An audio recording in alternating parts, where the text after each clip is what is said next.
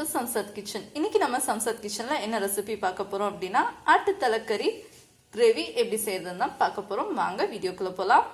வீடியோக்குள்ள போறதுக்கு முன்னாடி மறக்காம subscribe பண்ணி பெல் பட்டனையும் ஒரு தட்டிடுங்க. ஆட்டு தலக்கறி கிரேவி செய்ய தேவையான பொருட்கள்: ஒரு ஆட்டோட தலை இந்த மாதிரி நல்லா க்ளீன் பண்ணி எடுத்து வச்சிருக்கேன். சின்ன வெங்காயம் 20 இருந்து 25 பல் எடுத்துக்கோங்க. அதை இந்த மாதிரி நீல வாக்குல கட் பண்ணி எடுத்துக்கலாம். வெள்ளை பூண்டு 15 பல், அதுவும் வெங்காயம் எப்படி நீளமா நறுக்கி இருக்கீங்களோ அதே போல நறுக்கிக்கோங்க. தக்காளி 1 நறுக்கியது.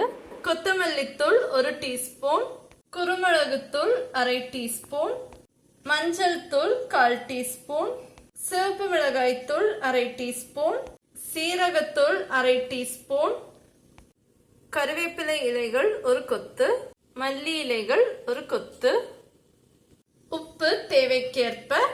ஆட்டு தலக்கறி கிரேவி எப்படி செய்யுதுன்னு பார்க்கலாம் வாங்க. ஸ்டவ் ஆன் பண்ணி இந்த மாதிரி ஒரு குக்கர்ல 3 டீஸ்பூன் தேங்காய் எண்ணெய் ஊற்றி வச்சிருக்கேன். சூடானதும் பெருஞ்சீரகம், வெள்ளை பூண்டு லைட்டா வதக்கிக்கோங்க. சின்ன வெங்காயம் நல்லா வணங்கட்டும். தலக்கறி கிரேவிக்கு தேங்காய் எண்ணெய் யூஸ் பண்ணுங்க, அப்பதான் சுவை ரொம்ப நல்லா இருக்கும். இந்த ஸ்டேஜ்ல தக்காளி போட்டுக்கோங்க. ஓரளவுக்கு நல்லா வணங்கினதும் தலக்கறியை சேர்த்துக்கலாம்.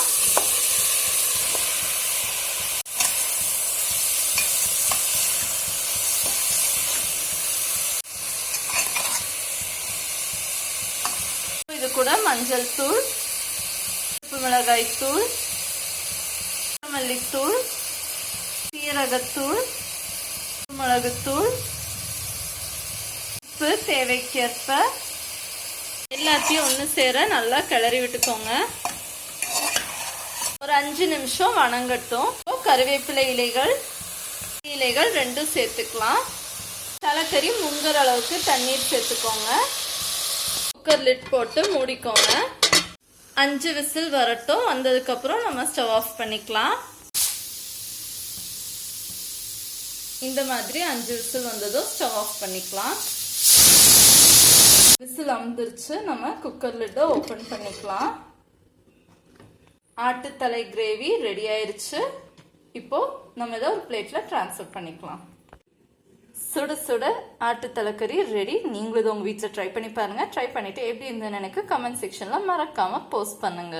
சம்சாத் கிச்சன்ல நான் செய்யற ரெசிபிஸ் எல்லாம் உங்களுக்கு பிடிச்சிருந்தா சம்சாத் கிச்சனை லைக் பண்ணுங்க, ஷேர் பண்ணுங்க, சப்ஸ்கிரைப் பண்ணுங்க. கூட பக்கத்துல இருக்க பெல் பட்டனையும் கிளிக் பண்ணுங்க. அப்பதான் நான் செய்யற ஒவ்வொரு குக்கிங் ரெசிபிஸும் உங்க நோட்டிபிகேஷனுக்கு உடனே வரும். Bye friends. இன்னொரு வித்தியாசமான ரெசிபியோட நான் உங்களை அடுத்த வீடியோல சந்திக்கிறேன்.